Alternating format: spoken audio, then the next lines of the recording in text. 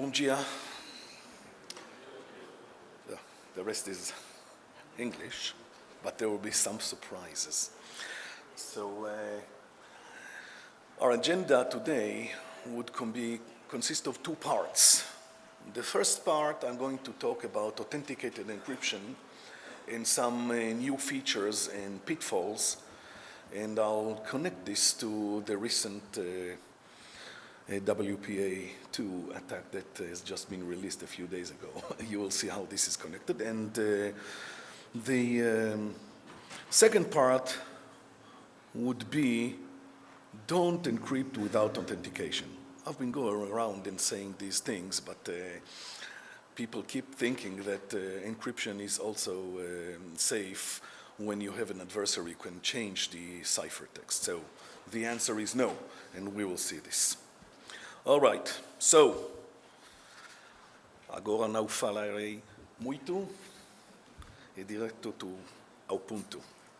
So first part would be authenticated encryption. I'll talk about the rise of Aes Gcm. I'll give some historical account, and I'll talk about the brittleness, how dangerous this mode is if you ever repeat a nonce. Sounds familiar from the last few days of attacks. And I'll talk about how you can change the mode and propose a different mode that would be nonce misuse resistant, in a sense that you can repeat nonces and nothing would happen.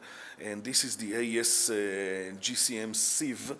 Siv is for synthetic IV, and its efficient instantiation.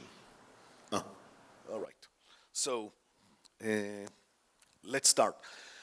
So first of all, it is very important to have an efficient authenticated encryption scheme.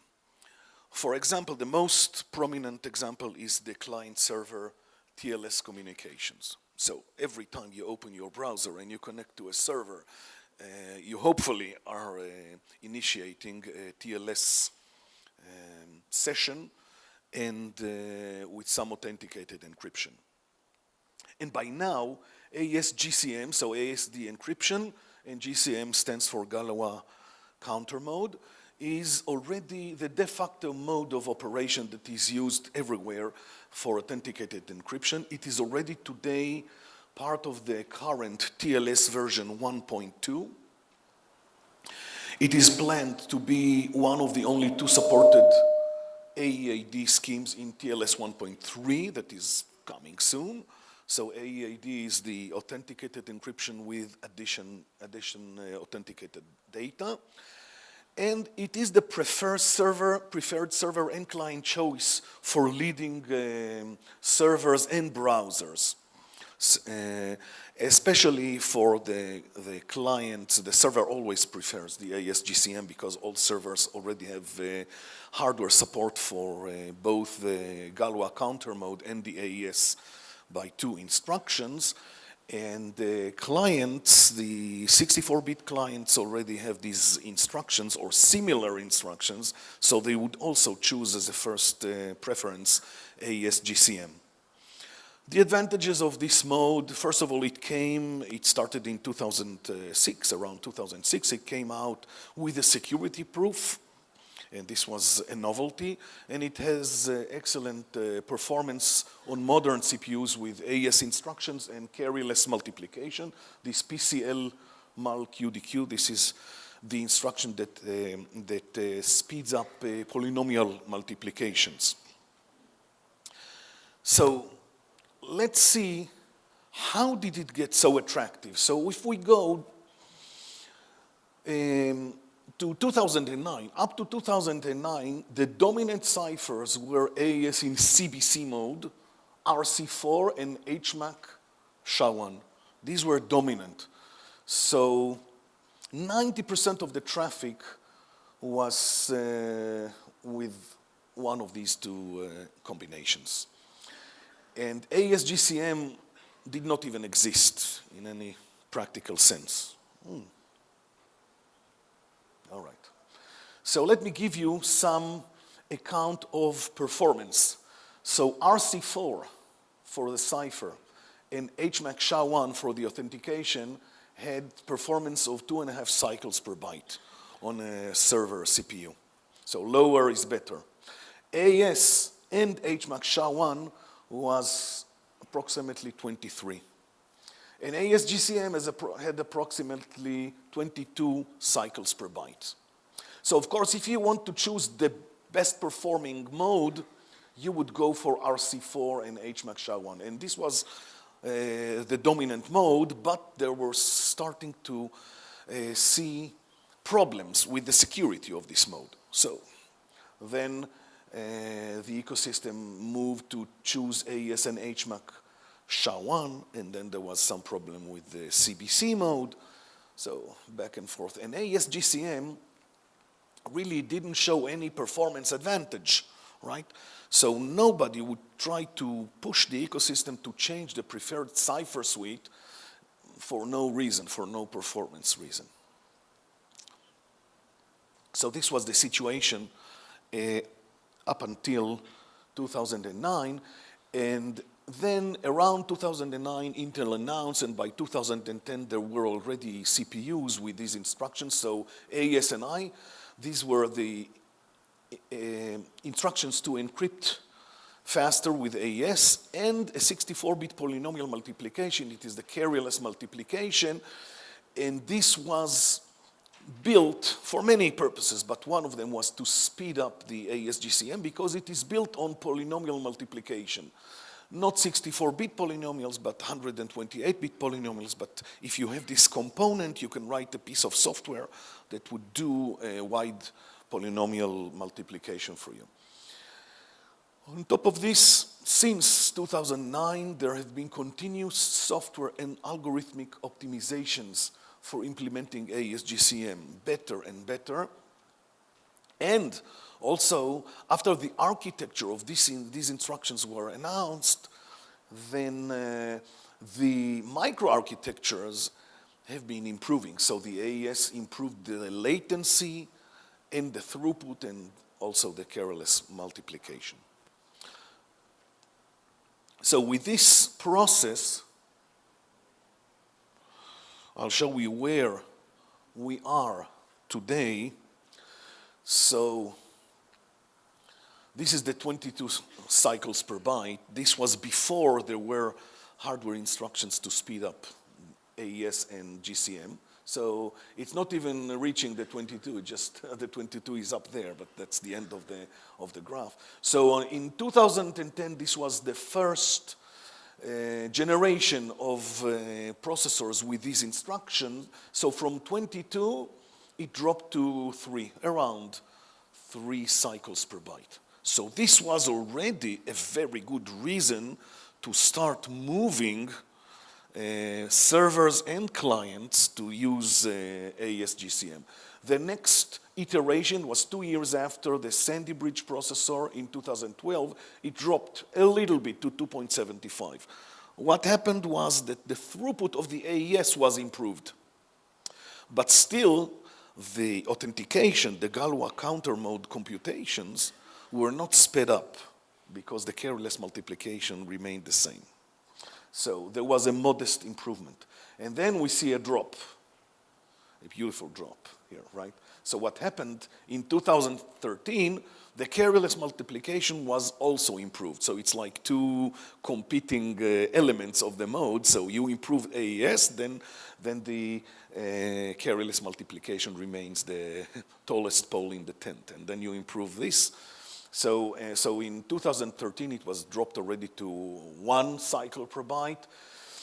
The year after, the shrink, the Broadwell CPU, 0.76.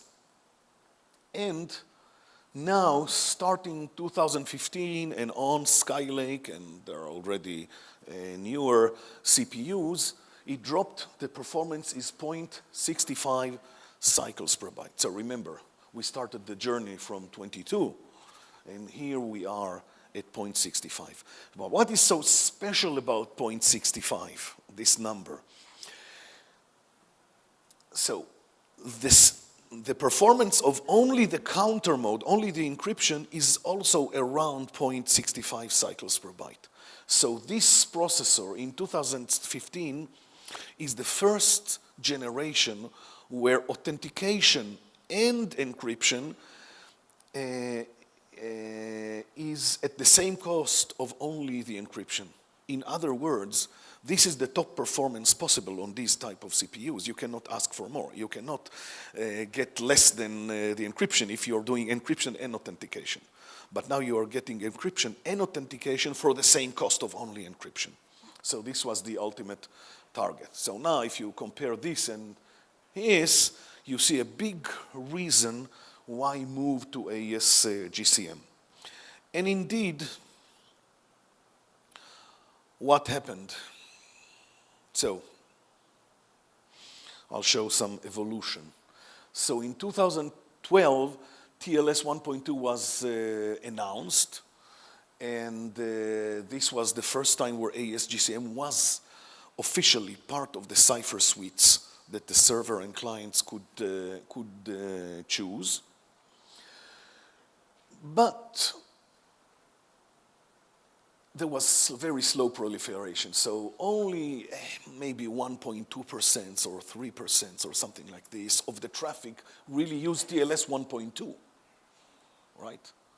So you have to use TLS 1.2 if you want to use the Aes Gcm. So this was proliferating very slowly. The majority of the TLS was 1.0, which was broken, and then there was a strong push to upgrade this to TLS 1.1.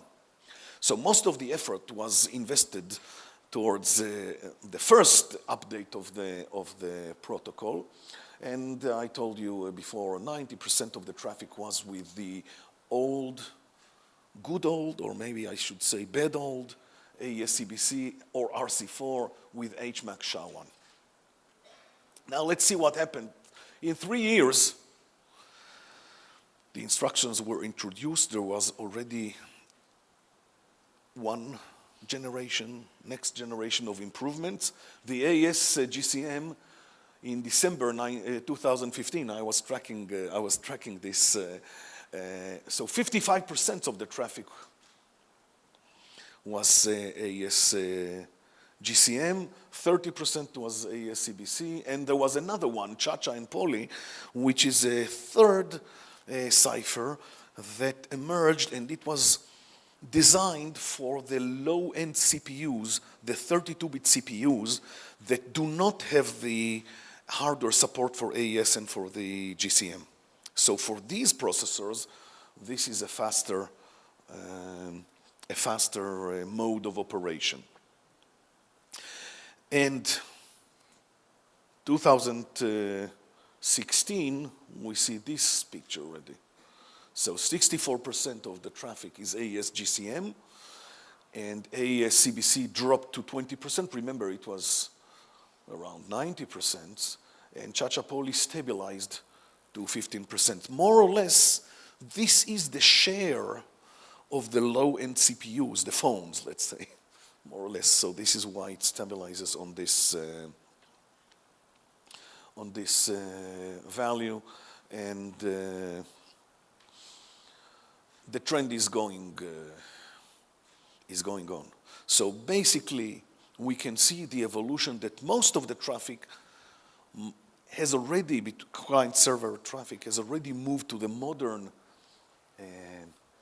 cipher, authenticated encryption, and is enjoying performance and security. So, if it's so wonderful, why am I giving this talk here?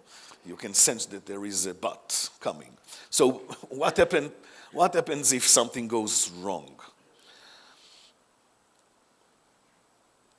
So the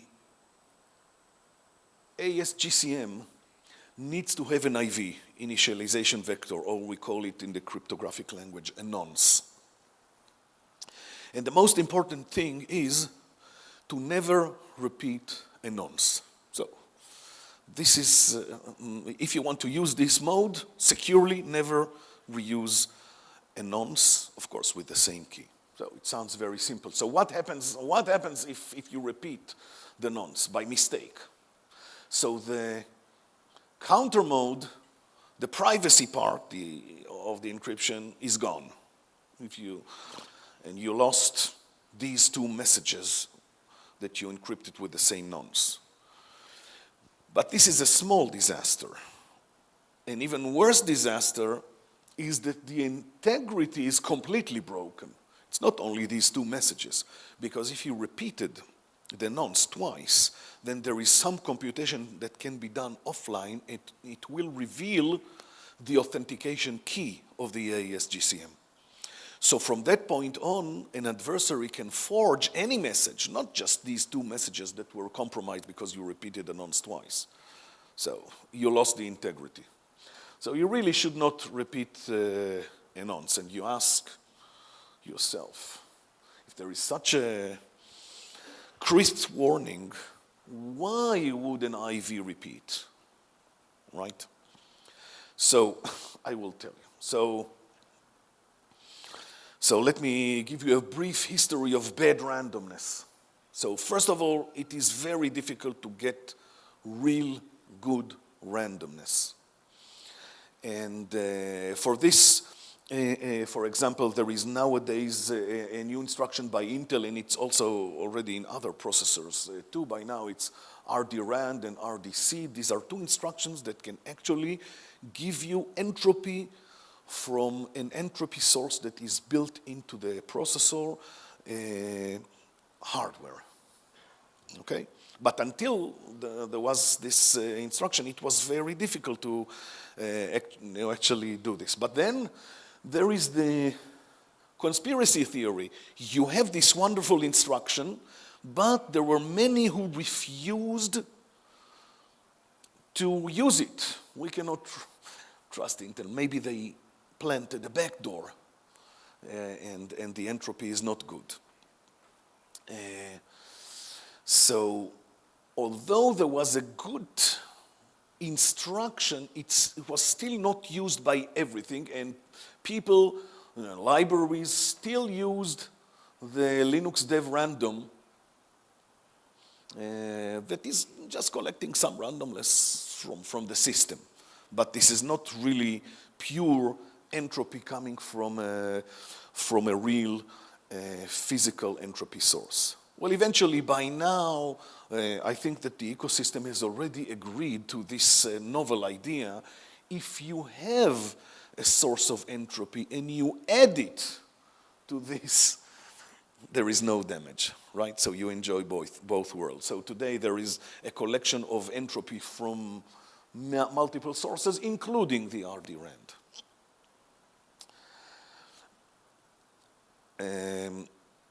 I'm just giving some history. So there was the famous bug in 2008, the Debian Linux in the RNG receding. So it turned out that many random generators were actually predictable. And in the 2010, the PlayStation 3, right, the private key, was recovered because there was no new generated random source for each signature. So you can see that getting a random IV is not trivial. There are many mistakes that happen with this. Here is a nice story. It's a paper by Lenstra and other co-authors. In 2012, they collected 6.5 million RSA public keys. So everyone can harvest. It's just a matter of time and to write the crawler that would grab the public keys from many servers. And this is what they found. That 71,000 keys were used more than once by different servers, right?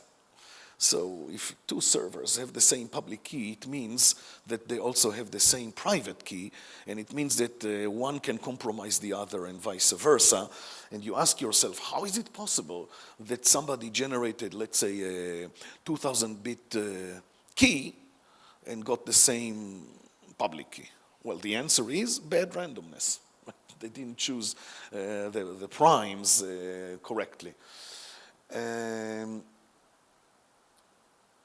another interesting thing, so this is 71. So 71,000 were just, negligent generation of a private public key pair. And around 13,000 had a common factor, and this is also amazing. You take two public keys that are completely different from different servers. You compute the GCD, the greatest common denominator, and you get something that is greater than 1. Voila. So you have factorized both keys. So both of these servers are hacked with this. So this was a big deal to take so many million public keys and go over all the pairs. So they had a special technique to actually do this in feasible time, but that's a fact. So you think, again, how is it possible? I mean, how do you generate an RSA private key? You just get two random primes, right? Now, if your source of randomness or the way that you apply it or the way that you use it is not perfect, then you are most likely to have not really random primes. So not all of them. So if both primes are common, then you are here in the 71,000 cases, very bad cases. But this is a very bad case as well, right? So we can see actually that that getting random IVs and random keys and random seeds is a difficult task. And there are failures again and again. It is just interesting to say, I'll just show some computations. It is interesting to actually to look at these data. 6.4 million keys and 71,000 were compromised, plus 13,000, and do some computations of how much entropy is in this key, in the public key. So we did some computations, and it turned out that the average RSA key has only 32, 33 bits of entropy. This is the abstract conclusion from this experiment, right? Now, 32 bits of entropy is not very much, right? It can easily today be brute forced, and we will see later how easily you can brute force a 32-bit entropy source. So again, and now in May 2016, there was another paper by these gentlemen, Nonce disrespecting adversaries, practical forgery attacks on Aes Gcm in TLS, and this is from the abstract. We identified 184 HTTPS servers repeating nonces, okay? And I explained, the worst nightmare when you're doing Aes Gcm for privacy and authentication is that you repeated a nonce. So you lost the privacy of these two messages and the authentication of everything. So they just, so 184 cases were not really, were repeating nonsense, and also they discovered over 70,000 cases or HTTPS servers where there is a large risk of repeating the nonsense. So you see again and again, this problem of randomness is appearing, failures with randomness appear again and again, and especially in the Aes Gcm case, where the worst thing you can do is repeat a nonce. All right. So the conclusion is that randomness can repeat, and it does repeat. So what can we do? This is Aes Gcm. It is now used everywhere. There is dedicated hardware, instructions, and devices that have dedicated hardware to speed this up. Everyone is using this, and it is by far the best mode. If you use it correctly, it's the best mode compared to everything else. So can we find a scheme that would be resistant to nonce misuse? Nothing happens if you repeat a nonce. You want the same performance benefits of the Aes Gcm. So you want the security, you want the performance, you want it to be a small change compared to Aes Gcm because all the libraries and so much hardware and devices and protocols are already using Aes Gcm, so there are highly tuned assembly routines that do implementations and Java codes and whatever. So if we can find something like this that would use the same building blocks, we can at least reuse components, so deployment would be easy and it would be very efficient. So can we find something that has security, performance, easily deployable, and very efficient with reuse? So wouldn't it be excellent if we can find something like this? So yes, there is something like this, and so we can have the cake and eat it. So this is what I'm going to explain, and I will just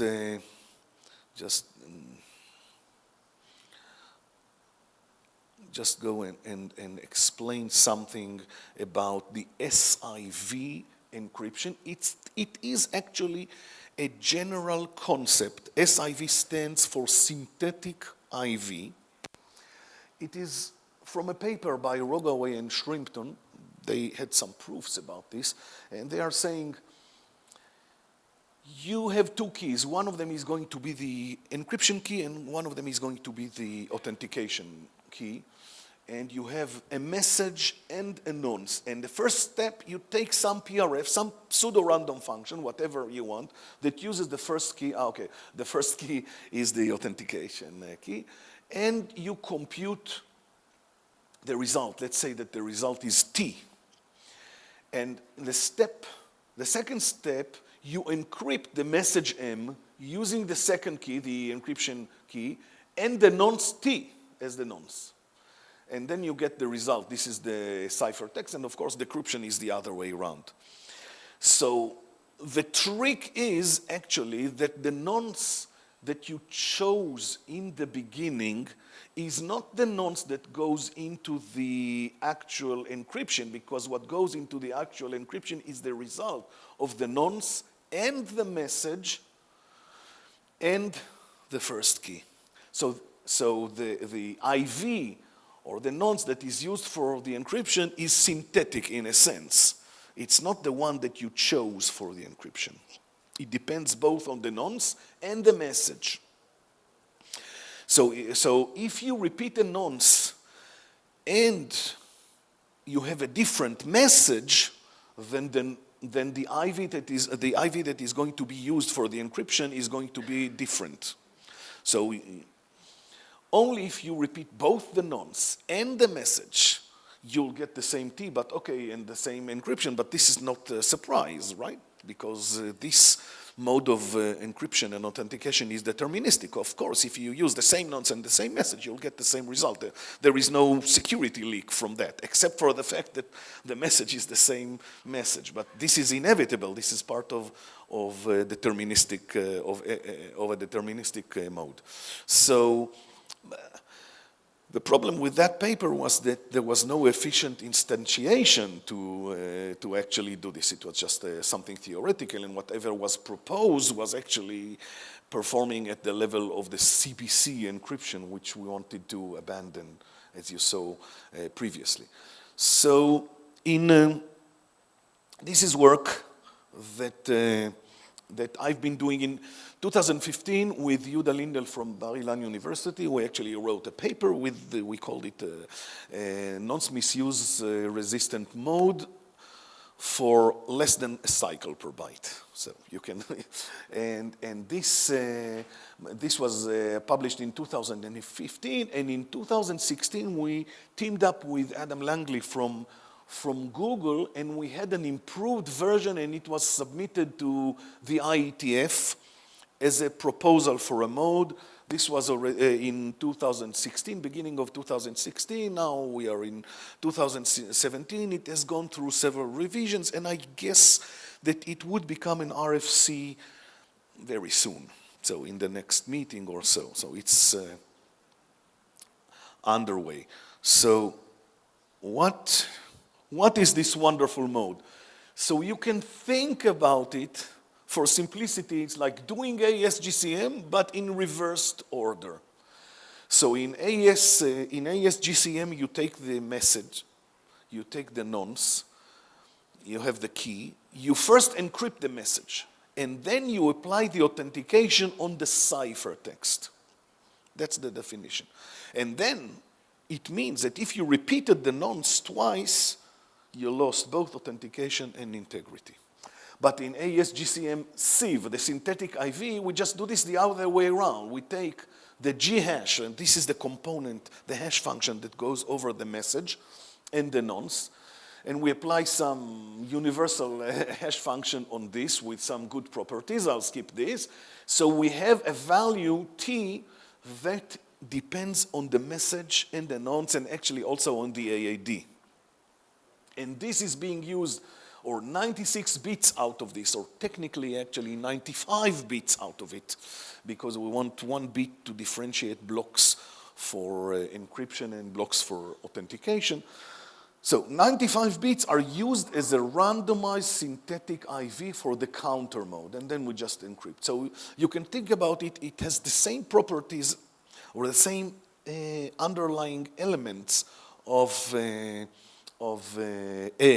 Gcm, but nothing happens if you misuse a nonce, if you use a nonce twice. Unless you are using the same message twice and the same nonce, and then, okay, somebody who is looking at this traffic would know, okay, you've done twice the same thing. That's all that leaks out. The important property is that the underlying elements are identical to the existing Aes Gcm. It means that we can take the same, we found some, you can take the same library, like OpenSSL library, and call the same primitives and get this, this encryption. Another element that was added to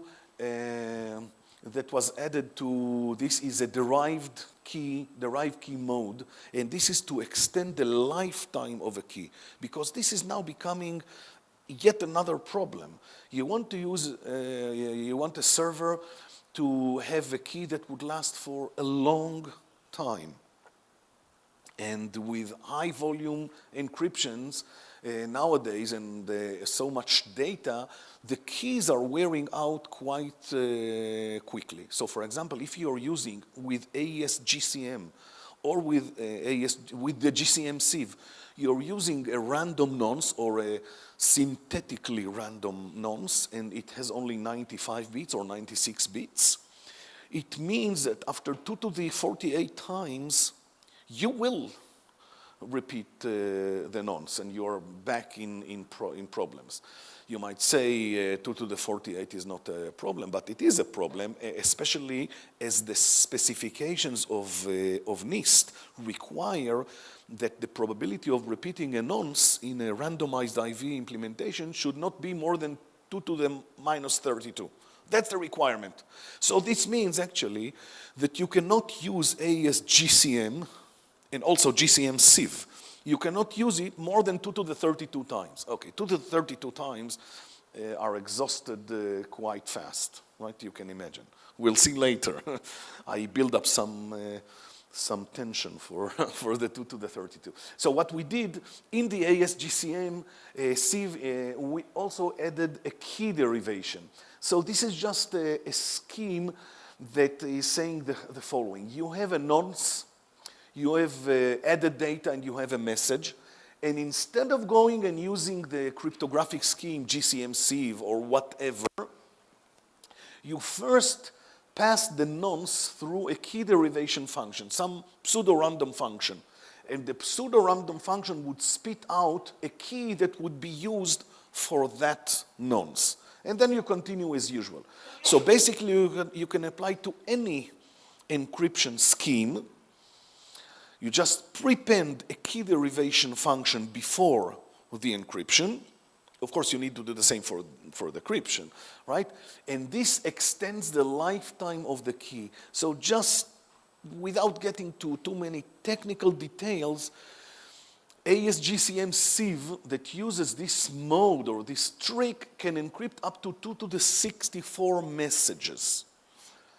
There is some restriction, they cannot be too long. You cannot encrypt 2 to the 64 messages. Each one of them is of length 2 to the 32 blocks.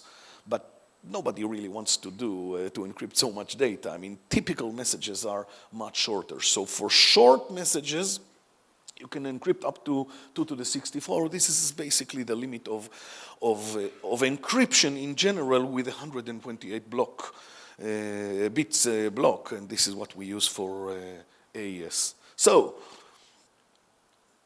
bottom line, okay, so this is the comparison. Oh, there is some line here that doesn't show on that. So this is the GCM Siv, the encryption and the decryption, and you have on 3 CPUs, but what we are interested nowadays in 2017 is the Skylake and processors and further, where Aes Gcm is at 0.65, and as I told you, this is where you get authenticated encryption at the same performance cost of only the encryption. So you cannot get better than that. And we can see that the encryption is 0.94, so the promise was less than a cycle per byte. And magically, decryption is also 0.65. So for decryption, you can decrypt at the same cost of decryption and check the authentication. The surprising reason why there is a difference between encryption and decryption is the mode itself. Because when you are encrypting, theoretically, you cannot do better than first pass over the whole message and compute the hash function, and then start to encrypt. So there is built-in serialization in the mode itself. Whereas when you are decrypting, you can interleave these operations and do the same trick as in Aes Gcm. So this is the reason why encryption and decryption are different. So in summary,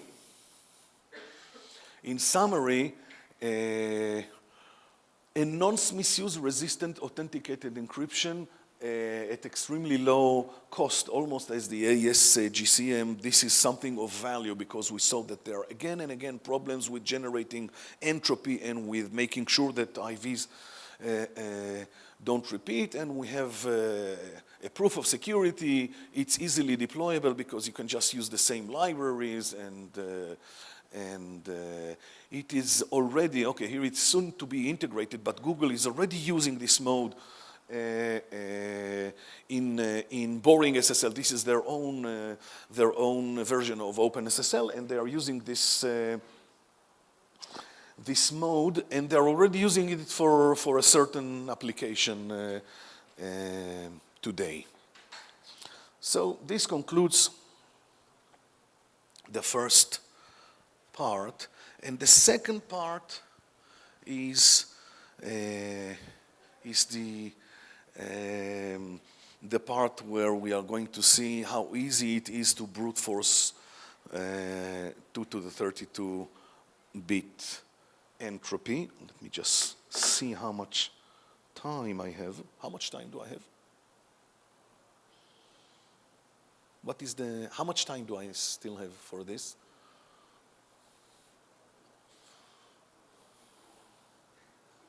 All right, well, keep going until you you throw stones at me. All right, so, okay, part 2 is don't encrypt without authentication.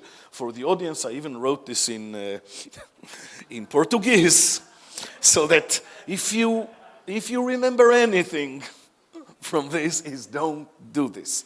And we keep seeing technologies that come up with encryption. So I'll just give you a brief account, a historical account of some progress in this.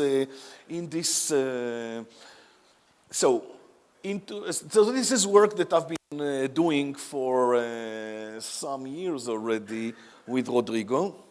He's there, well, I guess. because he's going to explain. There is a video, and I wanted him to explain the video in Portuguese. So we call it the blinded random corruption attacks. So what we were demonstrating is that if you have memory, or let's take memory. This was the attack, and the memory is encrypted, but there is no authentication. And you are the attacker, so you can read and write the memory. That's you can read if you can read it, you can also write it. And the reason why it was encrypted to begin with was the assumption that there is an attacker who can read the memory, and we want to prevent, to protect the privacy. So, although the attacker cannot decrypt the ciphertext that he is reading, he can still make modifications. And the modifications would cause something to change in some unpredictable way. And there is like a belief, a naive belief, that since this is so unpredictable and so much not controlled by the adversary, that maybe this is good enough. So we already know that this is not good enough. If you were here last year, we made a demonstration that showed that we can log into a locked system with overriding the memory. And I'll just remind this type of attack and the principle it was based on. And there was also another paper that I published with a different team, that we actually injected fault attacks. Okay, this is a fault attack. You change something in the memory. If you just do it in the right place and you attack the right code, and the code was really negligent enough not to check, then you can make the fault attack on RSA, and we were actually able to grab out encryption, the private key of RSA from an implementation, from some library. So, okay, I will skip this. I just want to go and okay, I explained this. I just want to show how this was able to, how we can be a root on a locked system with a blinded random block corruption attack. So if everything is encrypted with a block cipher and you modify a single bit somewhere, it is going to corrupt a whole block of 128 bits with something that is unpredictable. But we looked at the way that the login program of Linux was working, and actually, if you look at this, there is some pre-authentication flag that if it is set, it would not ask you for the password anymore, because this is built for cases where you already authenticated yourself and you just want to repeat something. So that's the way it really works. So what we see, that if we can just go over this pre-authenticated flag, or the region in memory where this pre-authentication flag resides in memory, and we can just hit it randomly, we are, with probability of 50%, right, going to be able to flip it to yes. All right? So within one or two such experiments, we will be able to log in to a machine without having the password. So you're saying, okay, who cares? We have a machine, it is locked, and you can, maybe it's a machine, maybe it's like a small phone, it's soldered, and so forth and so forth. And, but the actual threat, if we want to look at this, is the cloud situation. The cloud situation where you have a hypervisor, and the hypervisor controls the VMs of the users, and the hypervisor can enter a VM into a debug mode. That's a privilege of the hypervisor. So even with the technology that has been recently proposed by AMD, they were saying, we're going to encrypt the whole memory. You can still do the same thing because the hypervisor can put the victim VM into a debug mode, and the same login program is running in the background. The user doesn't log in with this. The user would typically log in with an SSH application. But the login program is running in the background.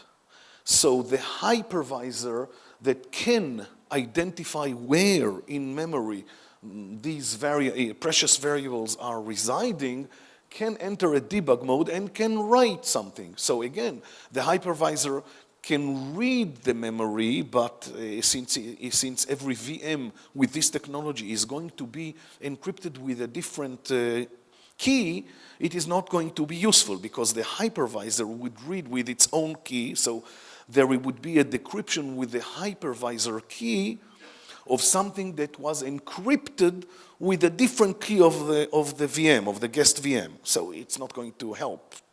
The hypervisor is going to see garbage, and this is the promise of this technology. But the hypervisor can overwrite, and if the same login program is running in the background, well, the hypervisor can log in as root into the guest VM, and then if the hypervisor is root, it can just copy everything. It doesn't need to go through memory. So all of the memory, the encryption of the memory is not useful anymore.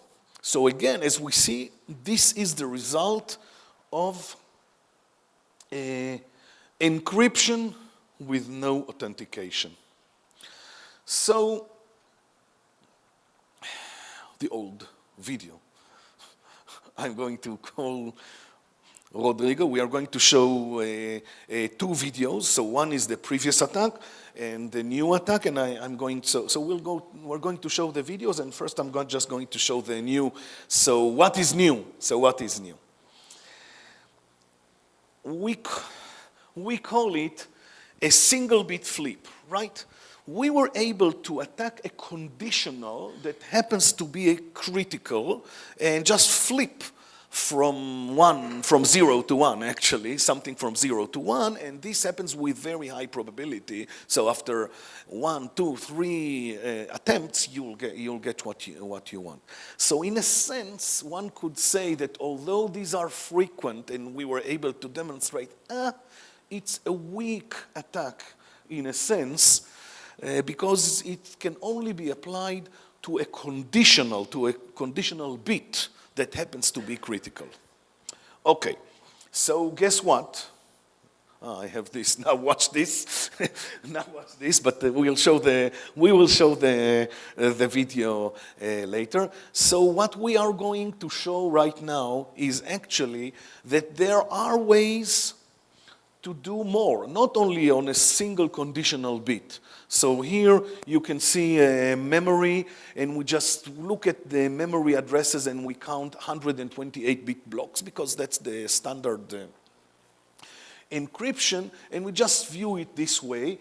And so just imagine that everything that goes out to memory is encrypted, and when it goes back it is decrypted, but every VM has its own different key.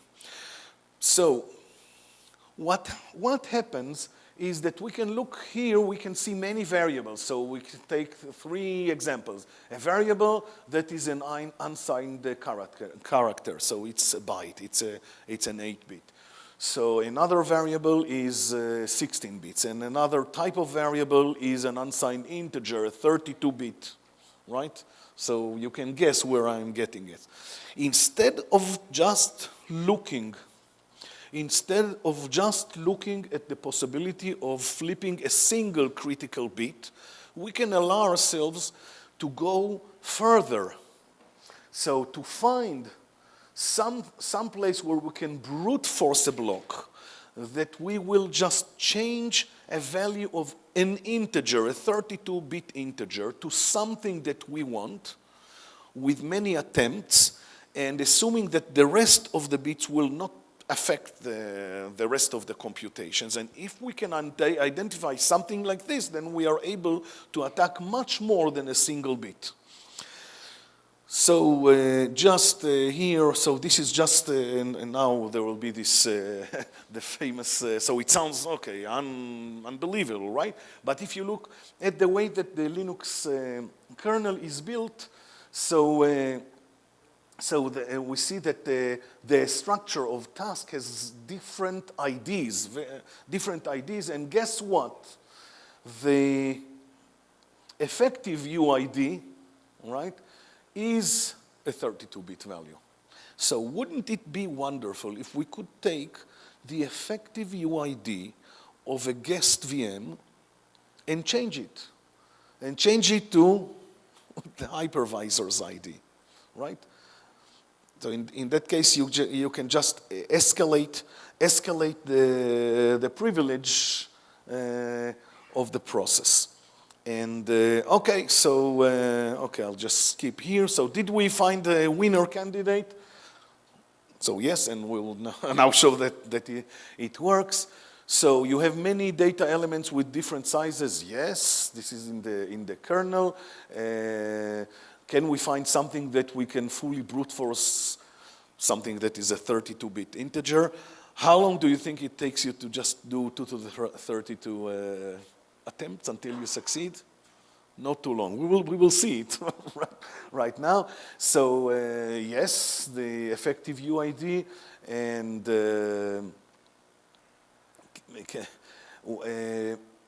you can, if the successful attack would elevate the privileges, and what happens if other variables are changed? Okay, we don't care, and is it going to succeed?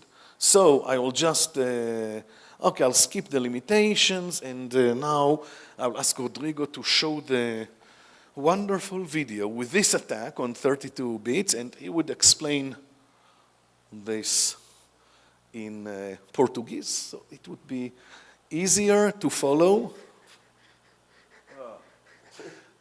All right, where is the... It is running in the background, I think one of these. Yes, okay. So we'll show this.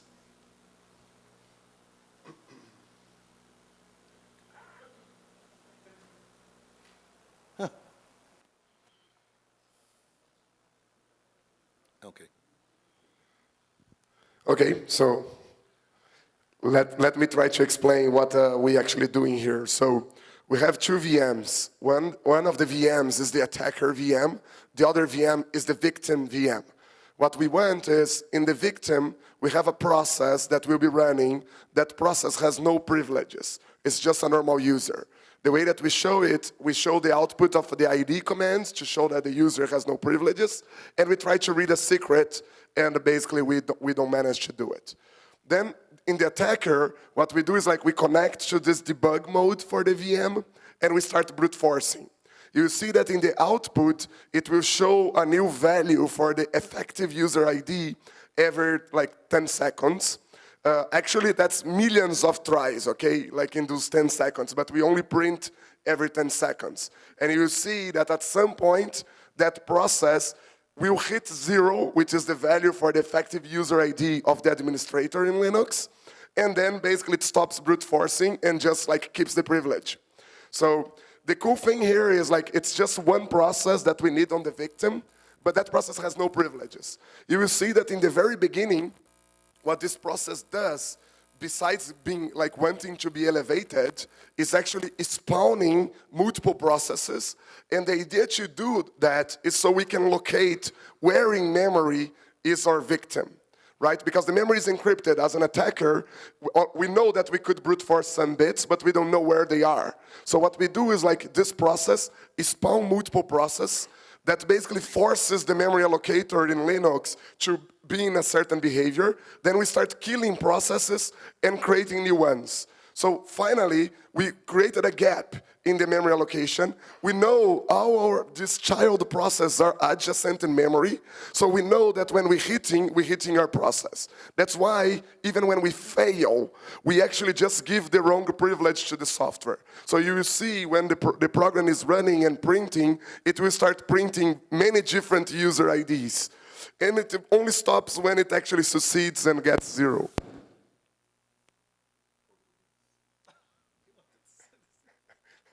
He wanted me to say that in Portuguese. Well, but there is some English speakers in the audience. So it is running. As you can see, this is the victim. So the process just wants to be elevated. Ouch. It's going to be very hard to see.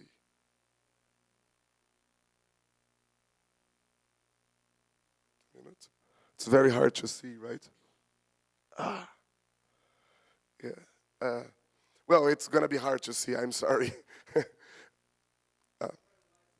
Você sabe como é que apaga a luz? Daqui da frente?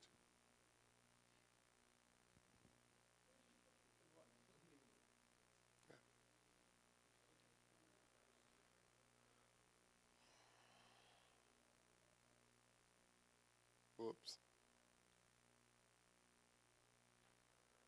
Oh, okay. A little bit better. So I will share the video later as well, okay? So essentially here I just run the command. I will basically read what is going on the video then. So here I just run the command ID. So it shows that our user is BS Demon with like the user ID is 1001, right? So that's what we want to basically to somehow change, right? So when this user tries to read a secret, it's just a file in the etc directory, and it has no permissions, even though nobody's seeing. Believe me. So, or if you want, you can come closer to the screen, okay? I'm sorry for that. So the user don't have enough permissions. So it's basically doing like I just listed the directories, so you see that this process that we're executing is not suite root or anything. It's just a user process, something that the user can just run on the machine. When you run it, the very first thing that happens is all these forks that I mentioned. So the process starts creating a lot of childs to basically make the memory in a certain way, and for us to be able to identify where it is, even in the encrypted memory. As you can see, each of these child process is still keep the same effective user ID, which is the original user, so 1001. So when the brute force starts, so you see like I change the terminals, so I start doing the brute force. So when the brute force starts, essentially what happens is like, you see the original effective user ID is 1001. So after some seconds, we print again, right? Just like to see what is the new value. But now it is like, it's showing like a big integer. Okay, we're printing as signed integer, so it's showing negative, but it's an unsigned value actually, so it's a big integer. Then again, another one, and it's all random values. You see like our process is becoming users that don't even exist on that machine. But in the way that the system works, if that process don't try to do anything that requires privileges, it's all fine. The system keeps running, right? There is no crash, there is no nothing. We're brute forcing a data structure in the kernel, and we're actually putting random values in that data structure, and the system continues running as if nothing's happened. And then, like you see, like now it's getting like more values, and again, millions of tries are going on the background. We're printing just every like 10 seconds or so. And the matter is, it's a 32 bits. It's random values. Each of the bits are random independently because it's through random property that encryption gives to you. So in a 32 bits, at some point, it will reach 0. That's what we want. When it reaches 0, the process tells the brute forcer to stop. And essentially, it just keeps with that privilege that it's just gained. It's going.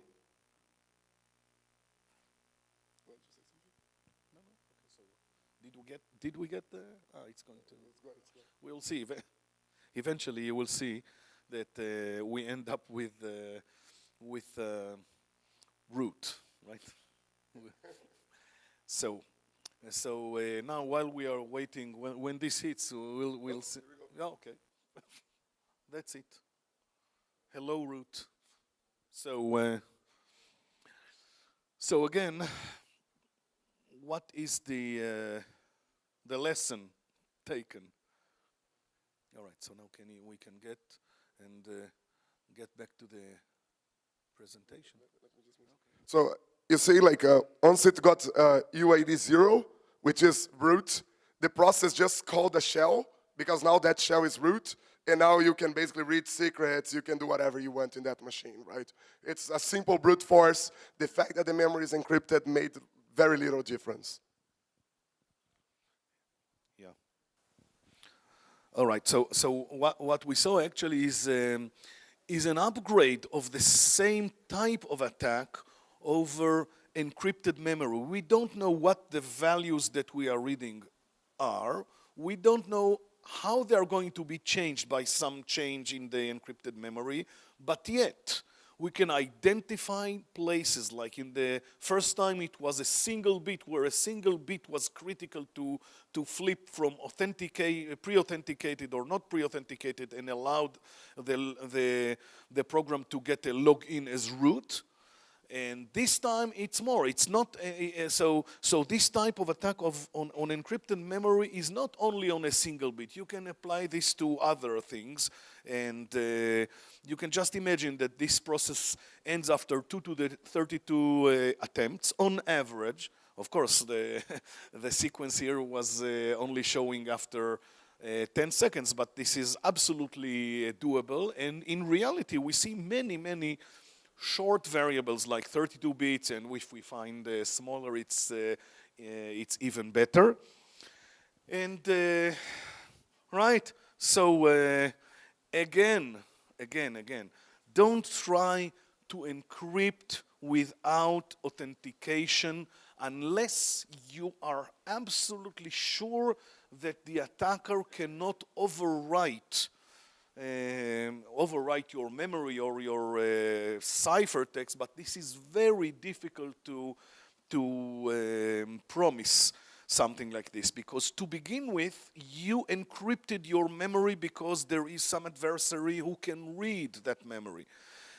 So in most cases, you can think of, if an adversary can read the memory, there is no reason why he could not also overwrite the memory. And this means that you really need some means of authentication, even if it is not a foolproof cryptographic authentication, even something that would fail the system and would frustrate an attacker. Just imagine that somebody wants to do this hack over 32 bits, and there is some kind of authentication that gives you another 32 bits of authentication, or even 16 bits of authentication, something very simple. Now something that took a few minutes is going to take a very long time. So I would say, okay, that's it. And thank you for your time. And I'm done with this. Thank you.